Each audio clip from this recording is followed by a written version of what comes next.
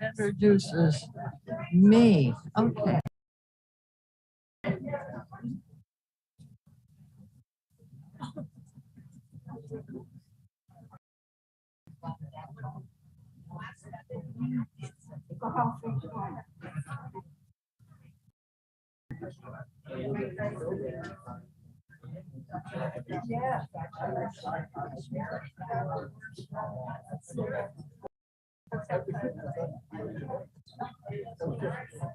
Yeah, well, we'd like it to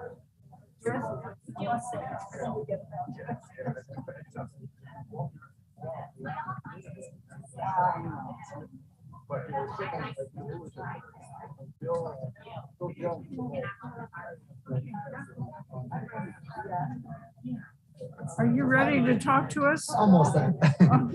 Testing 1 2 3. Testing 1 2 3. Testing. We're getting close. Almost there, Elizabeth. All the good stuff is happening. I'm just gonna check this real quick.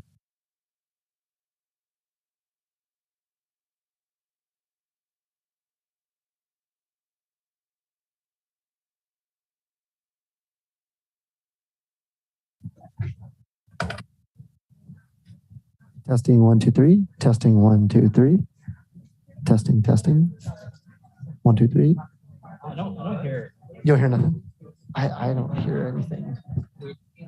You have to count this. I don't hear it.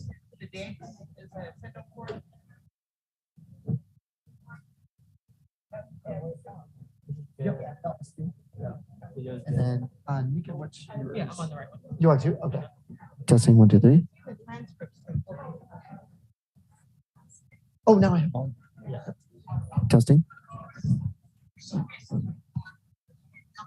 Testing 1 2 3.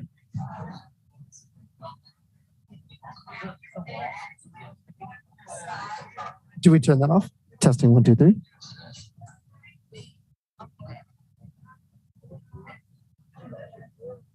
Because I think testing.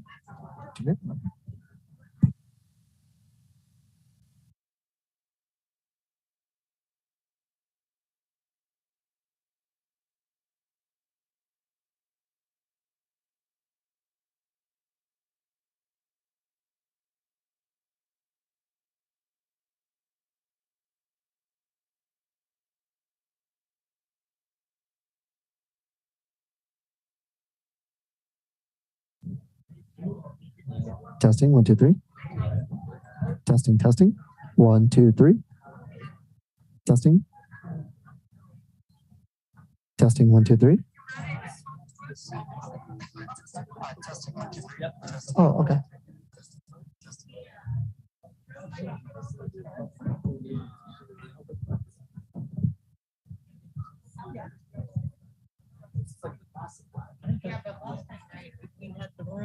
This is like a really fun. So the rate, ceiling mics are on, we need to turn those off. Yep, Two mics are off. Yep. Are you sure? Yeah, I muted both. There's a long lag. Should we restart the stream? Was that? Should we restart the YouTube stream? We could, because this is like a super long lag. Times, it's 10:48. 10:48. Testing 1 2 3.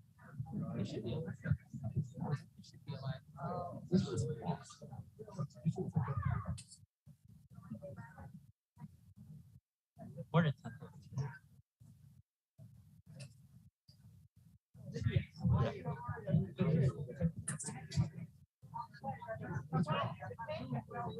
So I said 10.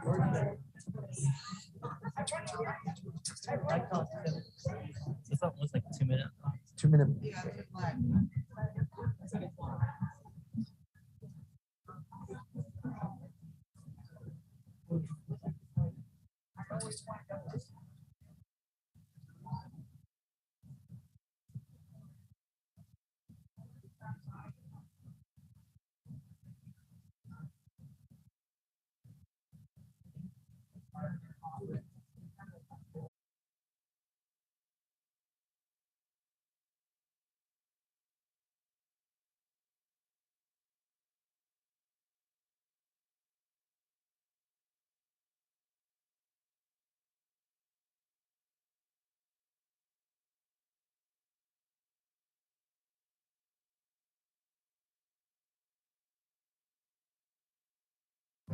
Testing 1, 2, 3.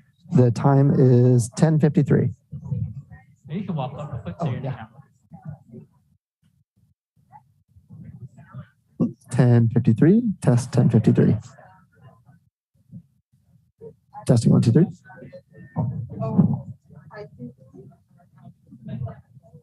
Is it good? Very good. Oh, good. Okay. Yep. So that's normal delay. Yeah. Nice. I'm gonna go show them how to use the mic. And then there's no lag on the video. Yeah. Video's good. Okay. Yeah.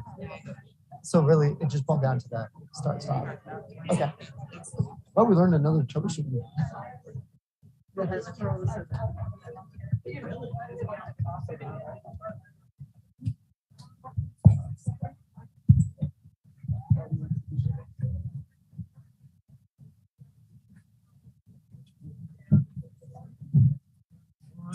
So what you guys want to do is, so the microphone's going to be right here, and you want to talk as close as you can to the microphone, but you don't have to look awkward though. So kind of project project out this way right here. Yep. So be cool. Don't look awkward. But close to the mic. Yeah. Let me try this real quick. Scoot this here. Alrighty. That probably feels a little more natural, huh? And if you could not fool around, even if you're, Don't touch it. yeah, don't touch it, don't rearrange it. There we go. Devin, everyone can remove your mask when you speak. Beautiful, Peter. Beautiful. Oh, Peter. Now, Oh, Devin, yep. So just so kind of speak forward as best you can into the microphone, and try and speak closely to it. So Deb- it will pick you up, but if you don't have your mask on, it will be better. So Deb- take off your mask and speak Devin, forward into the mic. yeah. Is this close enough? Because we will be standing here. We're not, Yes, I can hear you. when we're back there. Yeah, okay. Oh, camera's right back there.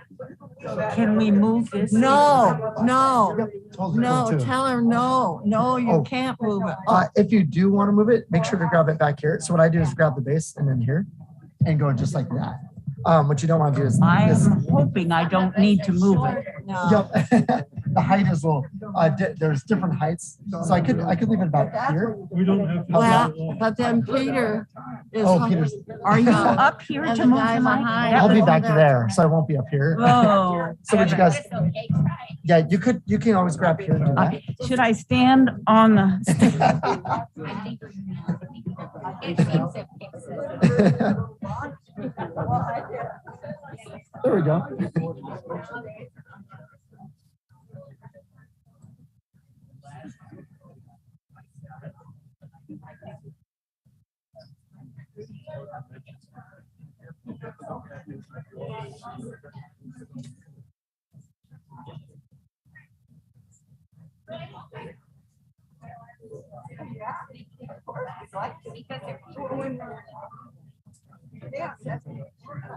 And so that was.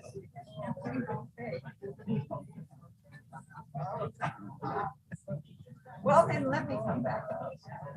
I'll ask her. Huh?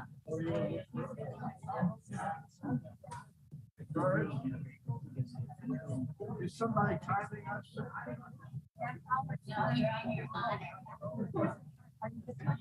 No, you're on your honor.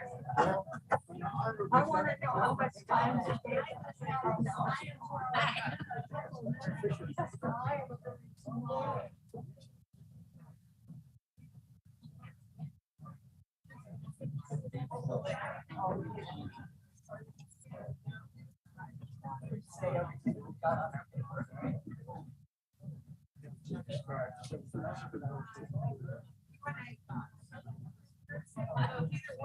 And I'm Hey, Lisa, do you want to try speaking? Great Test. suffering, right?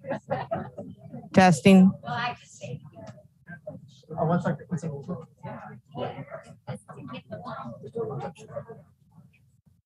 Testing, testing, testing.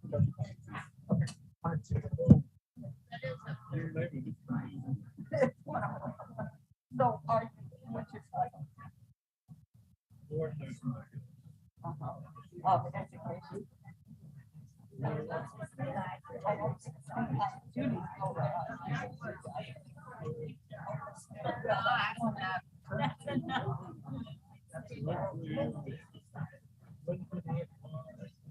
Oh, yeah.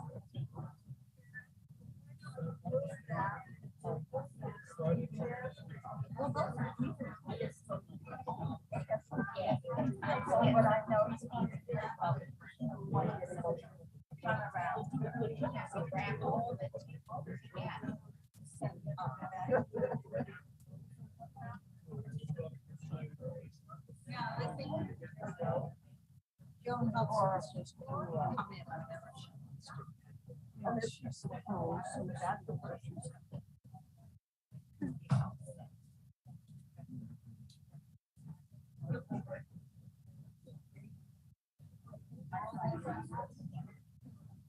Morning, everybody. Welcome. So nice to see you all. This is our 6th monthly meeting of the Residents Council in our 60th year. We intend to celebrate this anniversary this year with a party in late summer. Watch for information about that. The council will be in recess for the month of July. That's traditional. And so our next meeting will be held in August. Today's agenda, have it up there yet? The agenda includes the usual business and 2 spotlighted committees, along with Joan Hudson, the administration's communication manager, and of course, Mike Ostrom, our CEO. So here to start us off is our CEO with administration updates.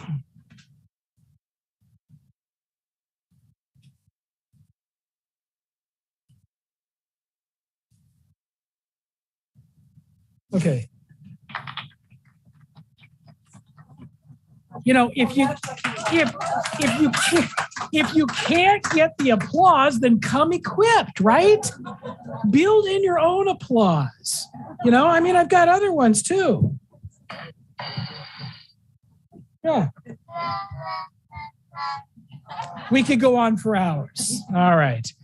Well, welcome. Thank you all for being here and inviting me. I enjoy having a chance to come and give some updates. We're going to cross our fingers. You see, our half of our IT brain trust is here trying to make sure all of this stuff works. And, we do work on this. I want everyone to know, we don't take it lightly. This is something that, we're working hard on. And people say, well, just plug it in, make it play. What's the big deal? Well, it's just not plug and play. So there are only a couple of companies that really provide the kind of complex tools and systems, K4 being one of them, and they're relatively new to our industry. And so we're working with the developers to help make things work. And I know we've had our glitches with running movies and doing things.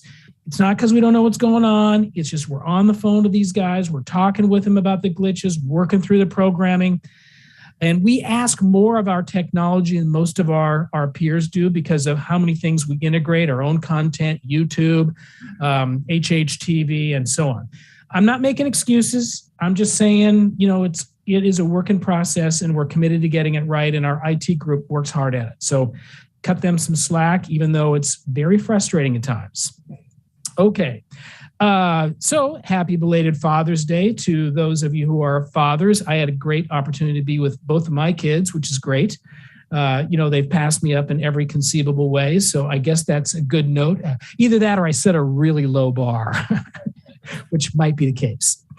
The Juneteenth display in Fireside Lounge, you've seen that around here. I think that's a great acknowledgement of our commitment to diversity. And that was put up by our recognition team. So we try to do these things to recognize things and help remind everybody, what we value here and what we care about. Community Retirement Week, that was pretty fun. You saw a lot of, bright colors, and you saw the great participation in the buying the cards, the Bright Spot cards. And, I got a bunch of them, and I certainly don't look for that stuff, but I do, I kind of do appreciate. And I think all of our staff appreciate when you notice something. There's plenty of opportunity to tell us when you don't do something right. It's kind of nice to get that little, okay, you're not as bad as we say you are often. So thank you for that. Bake sale, that was good. Always a lot of contributions by people who step up their baking game once a year at least. With respect to our strategic planning, I know there are people who think, oh, well, they're just going to do the West Tower, and they're already decided. This is just all window dressing. Well, I got to tell you, it's just not. These are things that we got to take really seriously. We do not want to make a mistake here. And we have to go through a fairly thoughtful analytical process, which I keep repeating so that it's clear. It's the three legs of the stool. It is the building and its design and ability to be on that site. It is the cost and the financing, and it is the market demand for that product. And we work all three of them. The one we're working on now is more on the design side. They've been drilling. I thought they were drilling for oil out here, but apparently not. They were drilling for soil samples to make sure that we are putting up something or can put up something that will be sustainable on that piece of property. We'll find out what they say. And the cost is, ridiculous. And we just have to make sure it all pencils. I want to assure people that these are self-financing buildings. We don't look to the endowment for our money. We don't look to increase your fees. In fact, the idea behind these buildings, when you do these every 10, 15 years, is so that fees don't have to increase. Why? Because you get to spread your costs over more resident fees and not have to increase. One of our peers, who shall remain nameless, is increasing their fees 8.5% in July, and that's the second time this year, okay? That means they will have increased their fees 13%, over 13% in 2022. We had a 4.5% increase. We do what we can do to make sure that we do not ratchet up our resident fees. We don't want you going through this. We don't need you having anxiety. You have enough anxiety with our technology. We don't want you to have anxiety over the fee structure. You got to pick and choose. So, that is why we build these things every so often. And I'm sorry it happens or could happen on your watch. Lots of cohorts come through Horizon House and never have that experience. And then there are those times when that building is on the table, and we'll see. But the cost is our biggest bugaboo now, and we'll have to see how that shakes out. But we're working it hard and trimming it up and trying to make it manageable. But you know what? If it doesn't pencil, it doesn't pencil. We're not going to do something stupid here. We have had all of our resident meetings with the West Wing and the west-facing Central Tower folks. That was 77 meetings. Okay, 77 meetings. I don't know any community that does that. And we learned a lot, and we heard a lot, and we factored that in so that we were able to put that in the calculus of what do we need to do for folks to make an unpalatable situation as palatable as possible. So now we are assembling that data, coming up with ways in which we will approach things for West Wing residents and for west-facing Central Tower residents, come up with some constructs, review that in the fall, giggle test it with residents in the big picture. Each is a negotiation or a discussion individually. So we're not going to say one size fits all, but we'll at least give you an idea of the direction we're going and make sure that people, perceive fairness. And then once we kind of lock that down, then going into 23, if we decide to do this, then we'll begin that execution process and we'll keep everybody informed. I try to give everybody an update every other week, tell you what's going on. Hopefully that's helpful. Try to stay at least a little bit ahead of the rumor mill, but it's pretty hard because it's a really, really efficient rumor mill. This is down to perfection and it's hard to keep up, but I am doing my best. Hopefully you had a chance to see either in person or on the replay of the Mayor Harrell event. We've talked about it before, but we are able to get the mayor to show up, and I think that's impressive. He's got a busy schedule, and the fact that he is willing to get to us, wasn't here in person but was on Zoom. And we joined with Mirabella and with Skyline for that. And we're a voting body that has a point of view and they know it. So it's good for all the people here who sponsor, like Women League of Voters, and who really encourage this, because this is a reputation we have, and that's how we get people to show up here and answer our questions. We will be having the Pride Parade and Barbecue on Friday, June 24th. So that's coming up here this Friday. That's going to be some fun. It'll be the parade thing starts Fireside Lounge at 2:30. And then we'll have the barbecue from 3 to 5 in the Parkview Terrace. And I think rumor has it that summer has arrived, is threatening to arrive, might arrive. We're crossing our fingers that it arrives. So the alert will have more details if you need that. I'll have my CEO monthly report thing. In that, there's a lot of stuff, and maybe it doesn't all appeal to everybody, but it's another way in which we communicate. And I put in there a section on perspective. And my perspective section is, I'm not trying to be profound here. I'm just trying to communicate stuff that's on my head. And, if it's not of interest, you just toss it. But, hopefully it resonates at times with each of you. And this particular topic, I talk about the distrust we have in our society at large and how it filters down among even the most trustworthy of us, and how we have to be intentional about making sure that we can maintain trust.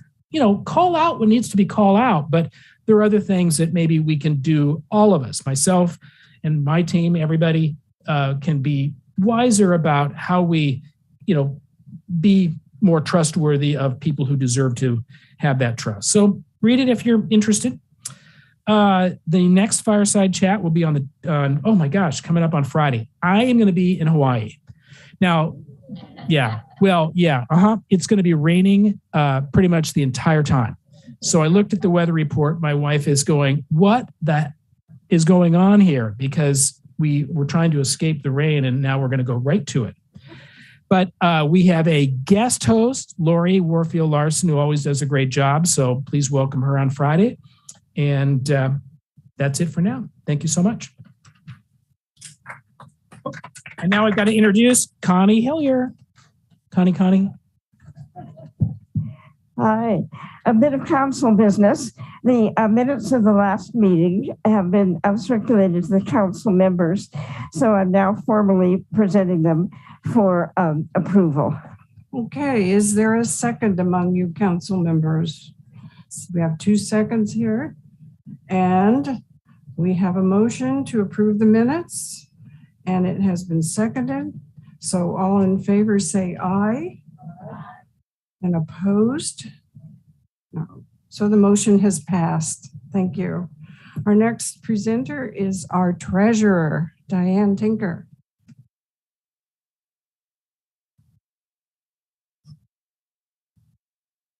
Well, we had another great month. Monday markets just doing so well, and our expenses are still down. So the slides up there shows our May income was $10,000, and our expenses were only our expenses were only around 3. So we had net income for May of 8,000. So our year-to-date income, 21,000, expenses 8,500 something. So year-to-date net income, 13,000. On July 1st, we will make one of our 2 semi-annual donations to philanthropy. So Charlene, do you want to come up?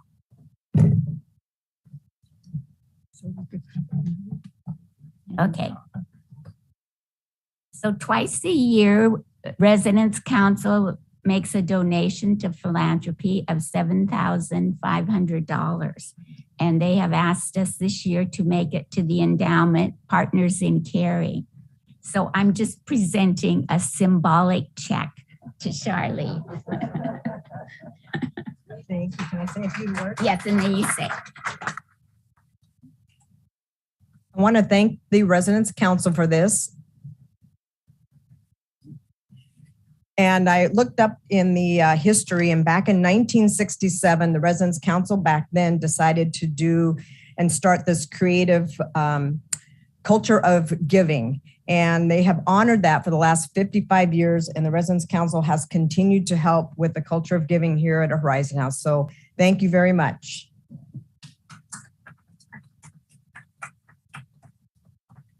May I now introduce Jennifer Stucker.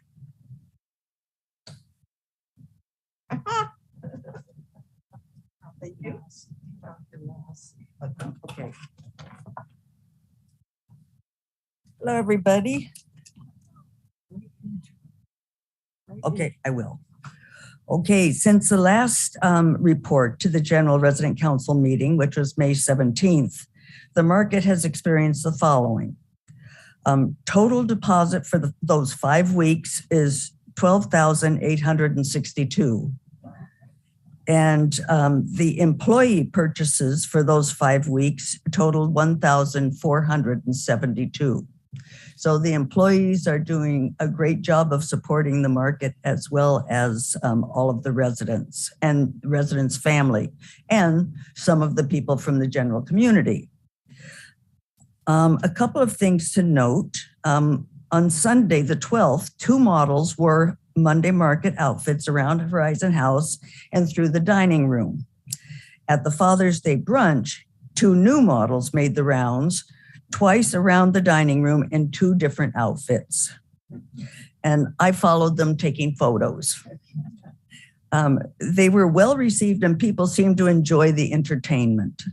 The market outreach will be repeated periodically. And also please take note that the market will take its annual summer vacation Tuesday, June 28th and ending July 5th. So during this week's time, market's closed and the donation bins are also closed. So save your items for July 5th when the bins reopen, please. And next Monday is clearance. We will also feature some beautiful chinaware that we have received. And given the fact that today is the first day of summer, we'll have bathing suits and cover-ups.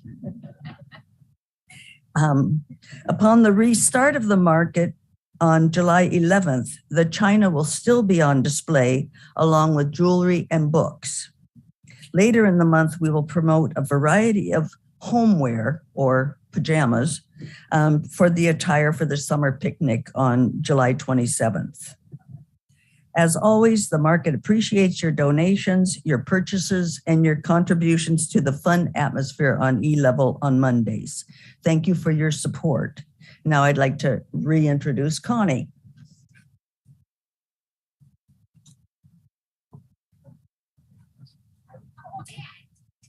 Hi, I'm Connie. Connie asked me to deliver on behalf of the nominating committee, which she chairs, our plea to you today. Horizon House is famous for being resident-driven.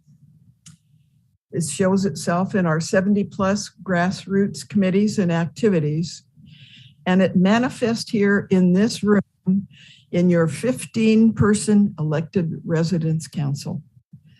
Council does 3 things. First, it coordinates and assists your committees, your discussion groups, your activities.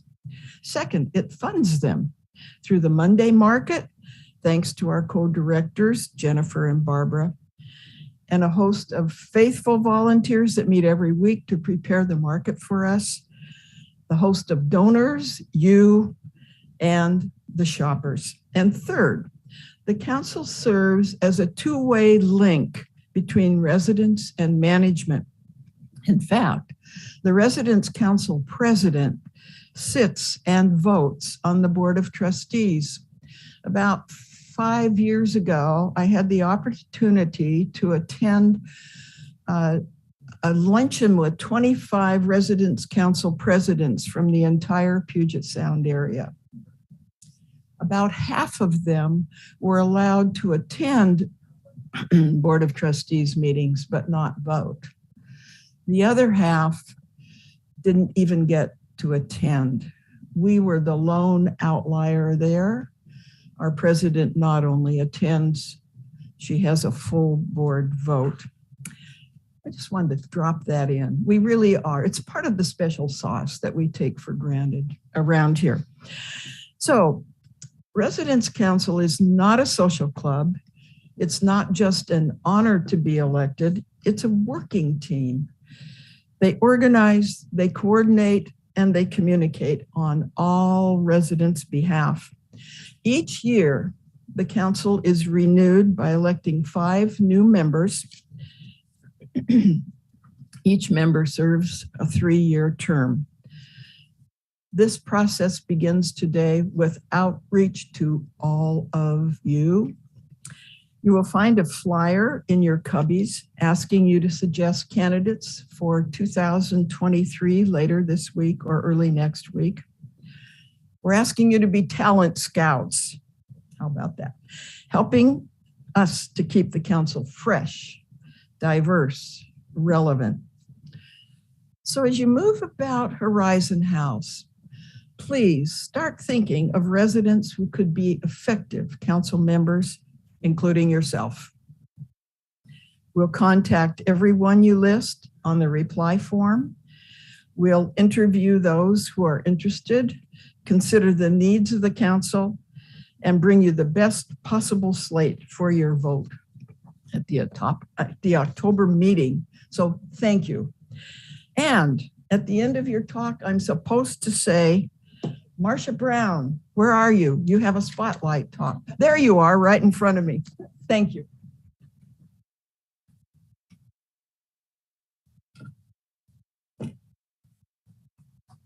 Hi. I'm going to, I can't see the slide, so I don't know what's going on.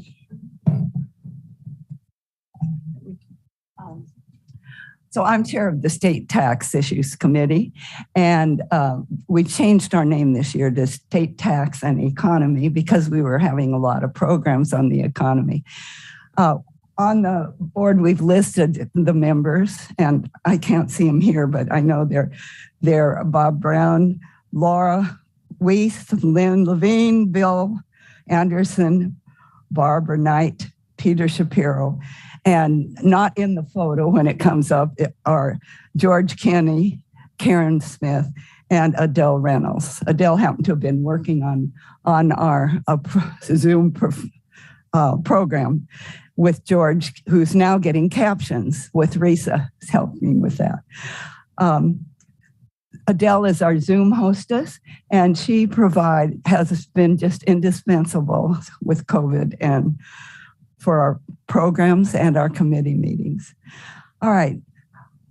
We as a committee plan programs for all of us on ways to obtain fair, adequate, and sustainable taxes.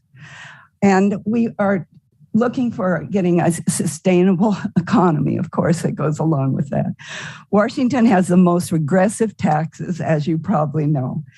The low-income people pay 17% of their household income on state and local taxes, and the rich pay 2 or 2.4%.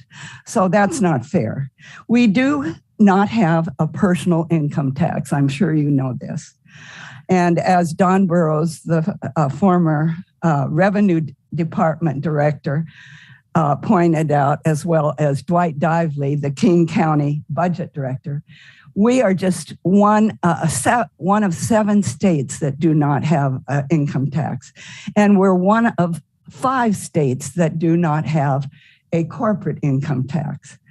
Now, this makes it really hard for us to have the amount of revenue that we need for the services we want to provide. Washington has tried 17 times to pass an income tax. Since 1932, it's been difficult because the courts decided income is the same as property. And so we have a lot of several limitations on property taxes, and that applies to income too. So if it's not uniformly applied, then it's declared unconstitutional. And it's only a 1% increase per year. So it doesn't keep up with inflation or population growth. These limitations make it hard for us to get enough revenue. Also, since 1970, there's been this the problem of politicians have learned that if you say no new taxes, they get elected. So that's been hard to overcome too. And we have one of the paramount duties of the state is to provide funding for education. And we had a great deal of problems with that. And Marcy Maxwell, a former representative and Governor Inslee's education advisor, was here talking about the McCleary decision and how we were trying to get more money to pay for basic education. And as you know, there was a $1,000 fine a day for the legislature until they finally got, after 2 years, they got the property tax increased and they lowered the levies that people were in states or districts were allowed to make for maintenance and operation. Washington is 29th out of the 50 states in school funding. We put about 9,000, a little more, 9,000 per pupil per year. We're a rich state. We can do better than that. Building an inclusive economy to overcome the disparities of race and ethnicity, income and geography, an important issue that Jennifer Tran from the Washington School Budget and Policy Center was here talking about. And from EOI, which is the Economic Opportunity Institute, Carolyn Brotherton was here talking about racial equity and taxes and why such a rich state underinvests in critical public services, especially that the historically oppressed people need. Now, another big problem besides regressive taxes is extreme income and wealth inequality. With the booming globalization of trade, offshoring of labor and corporations, the free market economic philosophy with its lack of regulations, lack of taxes, and lack of unions. Unions now represent just 10% of the people. They were 25%. And if unions get better pay and services, other occupations not unionized also get them. So that's Mark McDermott was here talking about that. And he says that the greater economic and social justice for all occurs when unions are involved. Then EOI director, John Burbank, tried to get a city sales tax, a city income tax. If we could get that and the courts rule it's okay, then maybe we could get a personal income tax for the whole state. And he was part of he was part of the originator of the city tax that finally did pass, which was on corporations that have employees with large salaries over 150,000 or 200,000 a year. And 200,000 a year is what we're collecting now. And John Tolton in the paper said he's very pleased. The companies didn't leave and we are getting money for education. Monopolies, mergers, and antitrust are a big concern of ours too. And the media program that we had here recently told about how if big companies take over a lot of papers, they lay off the reporters. We don't get local news. We only get national news. And that is detrimental to our democracy. The other thing we had was a program on highlighting the food banks. And National Geographic pointed out we have a huge insufficiency of food in many places. And here in Seattle, with the COVID and with inflation, you can see on the bulletin board lines of people now going to food banks to get money, to get food for their families. Peter Shapiro is now going to talk about the programs we've had on homelessness.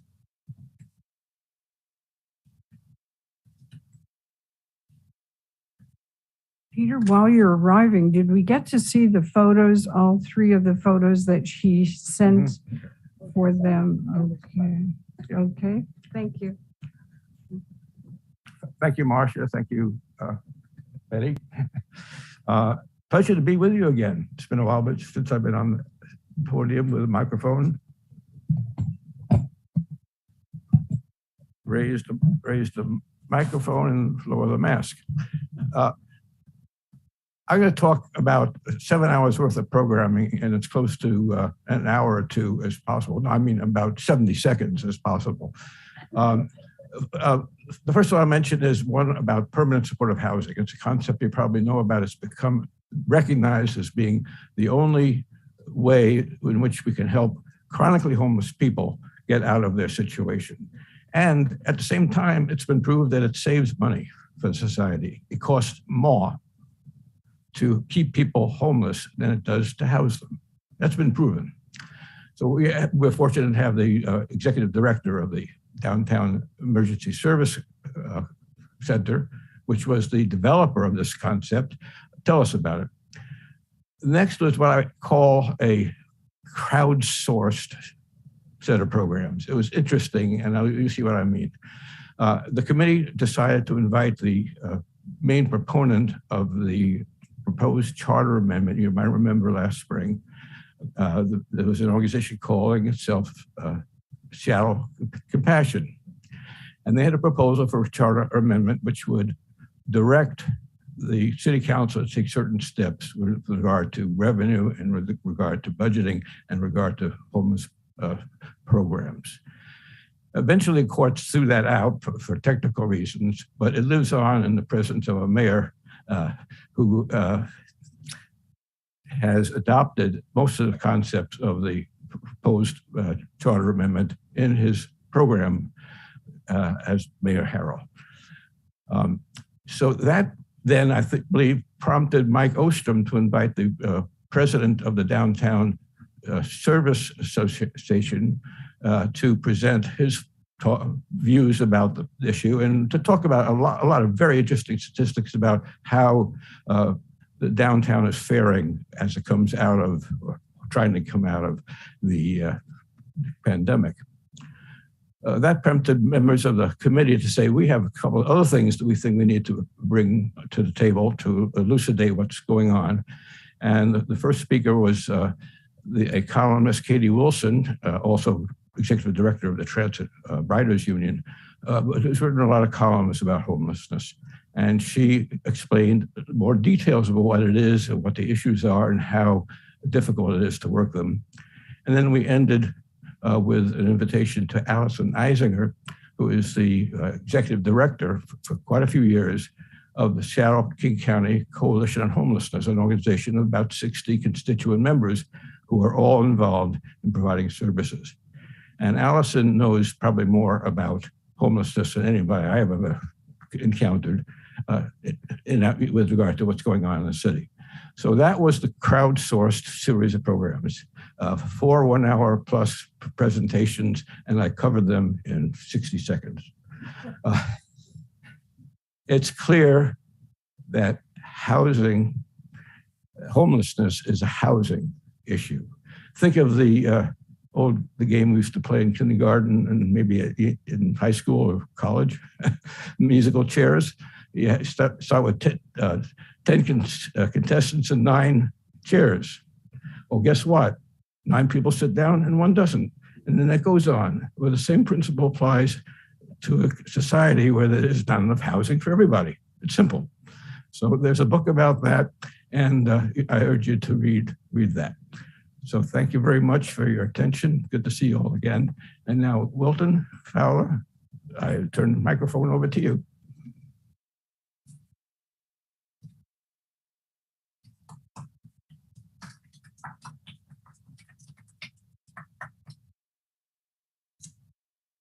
Good morning. This will be the shortest speech you'll hear this morning.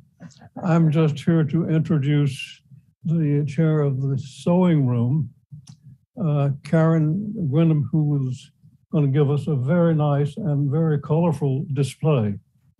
Karen?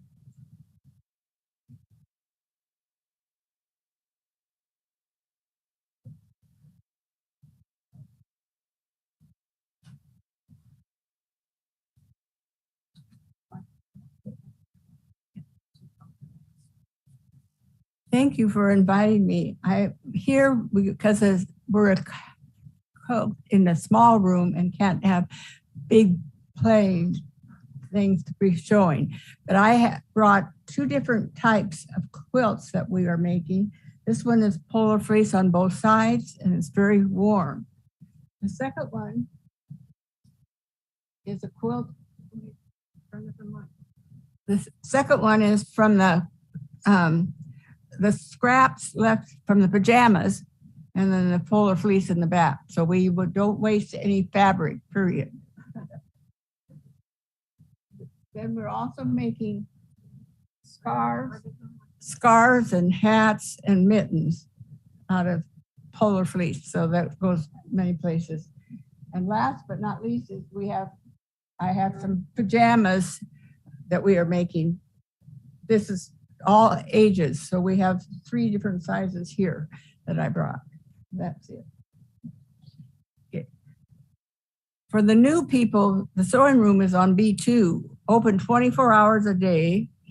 There are 4 sewing machines, 2 sergers, and our new quilting machine. We are here to help you get acquainted with each item. We are just training now before using the quilting machine. There are many supplies available: thread, needles, scissors, pins, iron, and ironing board. Iron and ironing board is open to anybody. Open for you to use. There are many donated fabrics that are open for you to use also. There's a group of sewers working every Wednesday. This is what I'm talking about, for making sewing items. And on Saturday, they make the quilts. This is a new setup because there was not enough room to cut out pajamas and quilts at the same time. So we're separated. They need a full table for quilts and as well as sewers. The people we are serving ask for more quilts and some more hats and mittens. Our production is given to Mary's Place, Youth Care, Plymouth Housing, and Harborview outpatient clinics. We serve new babies and families through all ages at Mary's Place. Youth Care serves all teenagers. They need the most quilts. Plymouth Housing is adults only, with 80% men, 20% women. They like all the items for adults. Plymouth Housing is adding more and more housing. I believe there are 18 buildings now. I do not know how many apartments they have. They like the hats, scarves, and mittens, and some large vests that we make. Harborview serves homeless people coming to outpatient clinics, mainly dental clinic that want hats and mittens and scarves.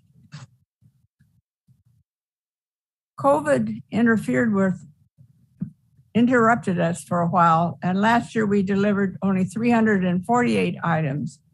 Our goal is higher, around 500 items.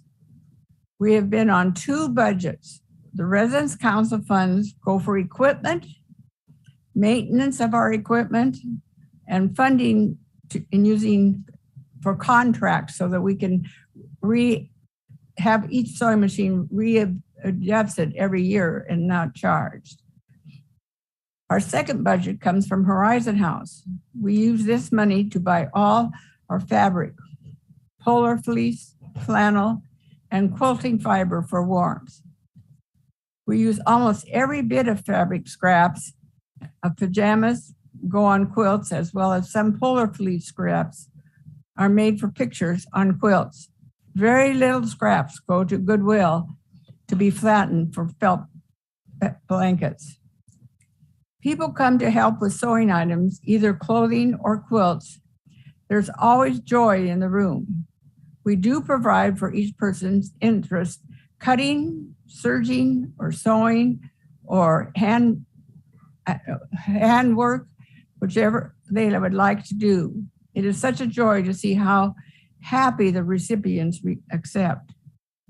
We will, as just finishing what you'd like to do. You are very much able to see what we are doing on either Wednesday afternoon or Saturday afternoon. We are open for more people. COVID has set us behind, but we are back at working. We will take July off if the sun comes out. Now, I heard today the sun's coming out. Otherwise, August off. There was a group of people who helped people with repairs. There's a group of people who help people with repairs of items. That team has retired. I will begin setting up a new group by fall. There is a woman who comes once a month on Tuesdays to help with projects. I think it's the second Tuesday with projects on Tuesdays from 7 to 9. There are beautiful quilts hanging outside our room. That changes about once a month. All are made by our Horizon House friends. Some of them have made in years past or something that they keep themselves, but we do show quilts there. And now I would like to introduce Joan Hudson. Joan Hudson, right here. Okay, thank you.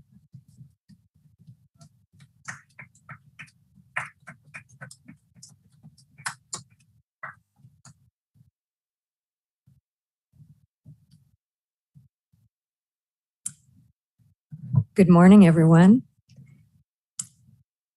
Thank you, thank you, thank you. Actually, before I begin my remarks today, I have to say what an honor it is to be in the same room with Dr. Wilton B. Fowler. I majored in history at the University of Washington, and without doubt, Dr. Fowler was my favorite professor.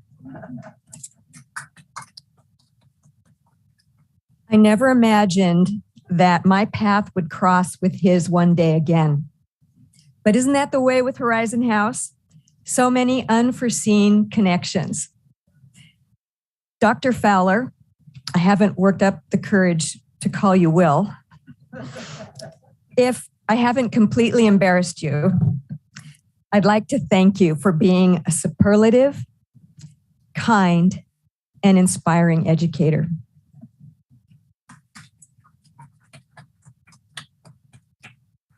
So, you can hear me, right? So, I noticed that on the agenda, Elizabeth Hoover just put down remarks by the communication manager. So she probably did that because I've heard there's a new committee, the Tar and Feather Committee. And so she was probably hoping that I wouldn't be run out on a rail today if I talked about HHTV. So, my notes. So, HHTV. And as communications manager, I'm just here to communicate with you about HHTV. And what the heck is going on with it? At past Fireside Chats, I've talked about the different platforms or channels we use to communicate with you at Horizon House. Whether it's the alert, HH Connect, email, mass voicemails, paper notices in cubbies, etc. Well, we have another platform by which we communicate with you, and that is K4. Okay, everybody's heard the term K4, right? I've presented at past Fireside Chats about K4. And first of all, just remember that K4 is not a thing. It's a company. It's a company like, for example, GE, who makes appliances, microwaves, ranges, refrigerators. K4 is a company that makes technology tools for senior communities. So at K4, the components are HHTV, which is in red because it's a hot topic, and it's what I'm talking about today. Digital signage that you see on HHTV or in the displays around Horizon House. Alexa Voice, which plays through an Echo Dot in your apartment. And the mobile app, which allows you to have lots of information at your fingertips on a phone, tablet, and at Horizon House, even on a computer. So these components work together as an integrated system to provide consistent information for you. The staff uses an administrative team hub to manage notices, do the email delivery status, dining menus, events, digital signage, and HHTV programming. So what powers HHTV is something called K4 Direct Broadcast. As our tech director, Brian Levitt, says, really, it's a simple robot.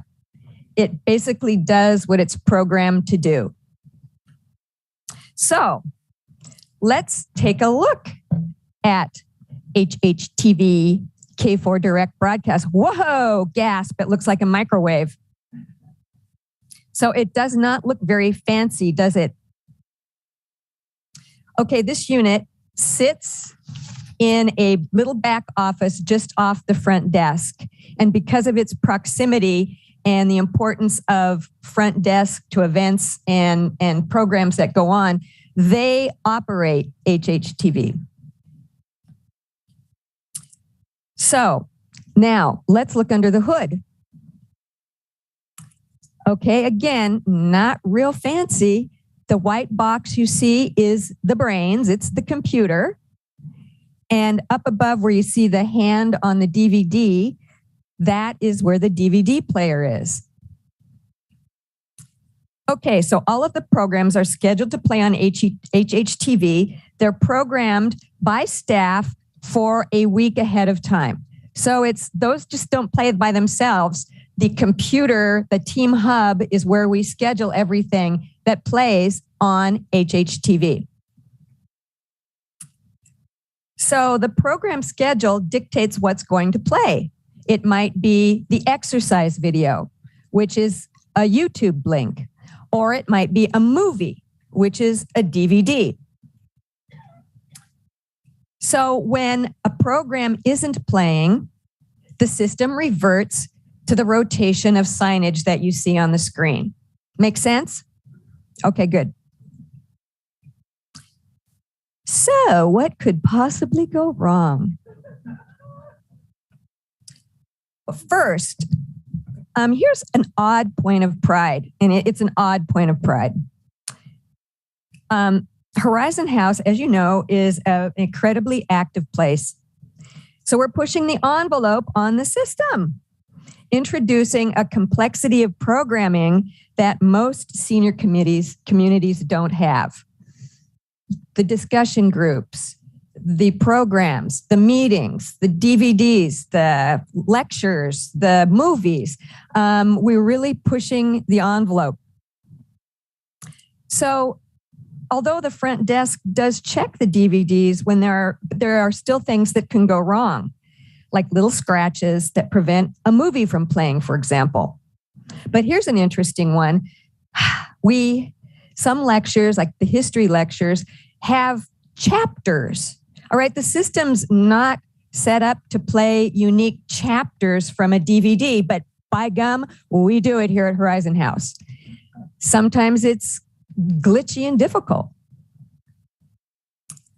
We have lots of YouTube links that play on HHTV. So something can happen in the computer and a link won't play the video. That happened a couple of months ago. And then at the bottom there, we have just glitches. Stuff happens. We all know that technology breaks. However, the recent spate of particularly the DVD malfunctions have been incredibly frustrating for you. And we just want to acknowledge that we know it's incredibly frustrating. And let me tell you, it's incredibly frustrating for us because we want things to work for you. So let me give you a real life example of what it's like when something goes wrong. Okay, front desk person finds out that a DVD is not playing. All right, they troubleshoot. They go into the team hub and check for any scheduling errors. Okay, that looks fine, no problem, let's go on. They check and clean the disk to make sure that that's okay, but it still won't play. Okay, then they go into the team hub and reset the time to play. That's why sometimes you'll see a program starting at 7:18. It's because they have to reset it and then there's a little buffer of time, but it still won't play. Well, then we go back into the team hub and recreate the entire event. Oh, still won't play. Last resort, they reboot the entire system. Won't play. We have a problem. We have a real problem. Let's call K4 support. And that's what we do. And then we wait for some solutions. Now, while all of this activity is going on, the phone might ring. Well, if it's not 10 residents calling the front desk to tell them that the DVD won't play, it might be someone with an emergency. So we can't not answer the phone. So then somebody might be at the front desk with a burning question. Well, just wait. I'm rebooting the system. Okay. Or there's somebody at the front door waiting to get in. Sorry, I'm busy right now. So as you can see, the front desk is not eating bonbons when something goes wrong. It can get a little complicated. So going forward, Risa Ransom, who manages the front desk, and the front desk team have worked really, really hard to be on top of the operational game. And from that preceding example, it's just a little taste of the kinds of things that they do. To support them when things go awry, especially on weekends when everything seems to go wrong, we've instituted an improved communication system available so that reception, events and programs, IT, and communication all know at the same time what's happening. And what that does for us is it allows us to communicate with you on a more timely basis when something goes wrong. Now, also, depending upon when an issue with HHTV happens, either communications, myself or Emily Wallace, or on the weekends, the front desk, we will be posting signage on HHTV to let you know it's broken or delay, hang on. But here's the deal. You have to stay in front of HHTV and let the rotation of signs go through. If you just get frustrated and turn it off, then you may not hear from us because you haven't waited to watch what's going on. Okay, so let's make that deal. So to sum it all up, our profound apologies for all of the issues. Unfortunately, we can't just throw out the system. As I understand, there's only a couple of alternatives out there and they use the same technology. So it doesn't pay for us to do something different. Last week, Brian Levitt provided a detailed summary in an email of all the various HHTV problems that have occurred. If any of you would care to have a copy of that, I have some copies that you can take with you. Other than that, I just really want to thank you for your time, and I hope this has helped in some small way.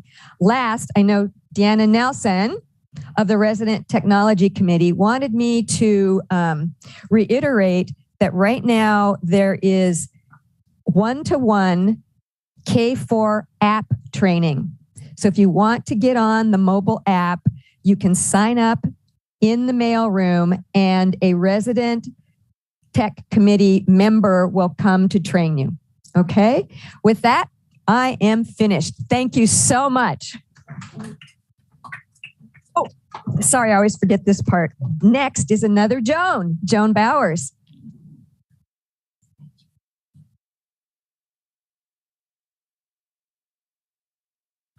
Thank you, Joan. So proud to be part of the 4-member Joan committee at Horizon House. I'm here to talk about the post-pandemic pajama picnic. And I tried to get Zoa Shumway up here, but she had other plans. So she is our resident enthusiast about parties. And she would really set you on your heels about what's going to happen in the next month. Okay, so I'll do my best, but recognize that I'm not Zoa. Okay, there have been a couple of major questions have come up over the past month and a half. And the first of those is, why do we need to change? And the question has a couple simple answers. You may recall that last year, I saw a sad look on Devin's face. Anyway, you may recall that last year we had temperatures in our real summer ranging from 90 to 104 degrees. And as a consequence, for the picnic last year and possibly in years before when I wasn't here, the administration paid for the rental of tents or umbrellas, you can call them whichever you like, to provide more shade on the patio where the picnic was going to be held. Well, last year the cost was $4,000. And I built a 7% inflationary amount into the budget that I requested. We got the response from the tent rental company, and it had been elevated to $7,500 plus a few dollars, probably. So that was an easy decision. Someone went to Mike. I wasn't privy to this meeting. Someone went to Mike and he said, "No way." So we had to revise. We had to adjust our plans. So Oliver, who manages the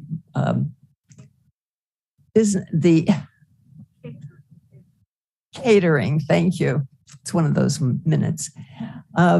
Manages the catering for the dining room. And so he was the appropriate person, but he took the leadership for us in coming up with the resolution. And that was, he measured off when the shade occurs on the garden patio and how much of the shade would be available at different times of the day. And so the obvious thing to do was to have the event happen in mid-morning when there's most likely to be shading from the various buildings around us. And so here's where we are. We're having a brunch instead of a real formal picnic, if picnics can be formal. And then the second question was, oh, what shall I wear? What do I wear if it's a pajama event? So first answer to that question is wear what you want to, whatever that is. Well, we might frown a little bit on bikini bathing suits, but at any rate, stylish nightwear, anything else, Bermuda shorts, muumuus, or muumuus, excuse me. And as Jennifer had told you earlier, Monday Market has obliged with planning a featuring sale of this kind of clothing for the 18th and the 25th. So be there early and get what you may want of what's available. Wear your new stylish clothes if you want to the event. Reservations are opening on the 17th of July. Janet Daggett has kindly agreed to handle that. And she wants emails or notes. Absolutely no phone calls, please. And I believe this is pretty consistent with reservation processing. So come one, come all, plan on having fun. And let's see if we can make it something that will be fun, that can be done in future years, because I know the price of the tents is not going down next year. So come and have a good time. And I introduce Doris Ray, who's going to talk about the Dining Services Committee.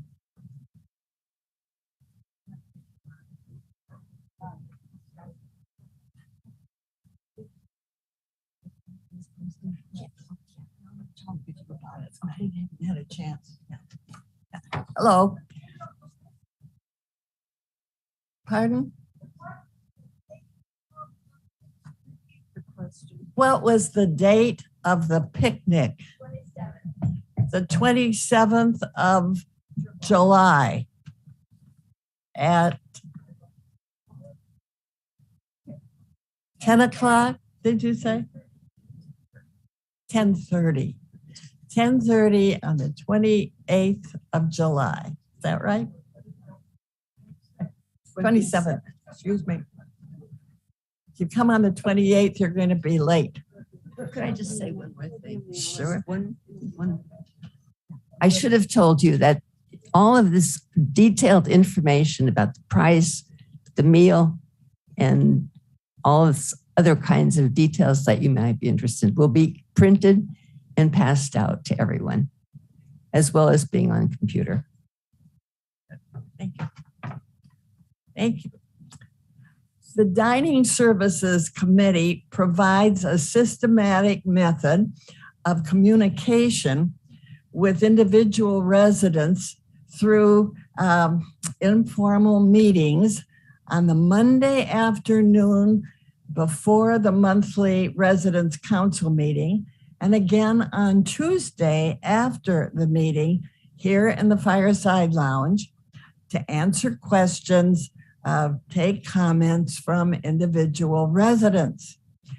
Specific information about these meetings is posted in the alert.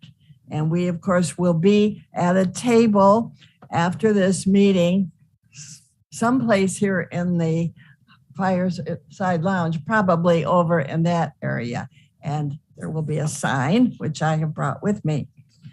We're also hoping to make information available on HH Connect on the of interest column on the left-hand side. And we will be posting information after the monthly Dining Services Committee meetings. So look for that. It's not quite set up yet, but we hope to have it very shortly. So a couple of recent questions and comments from responses from the staff and others were, let me give you a couple of examples. Why are half sandwiches not sold in the bistro? And the answer, the response is, most people want whole sandwiches. The kitchen prepares and sells 50 to 100 sandwiches daily.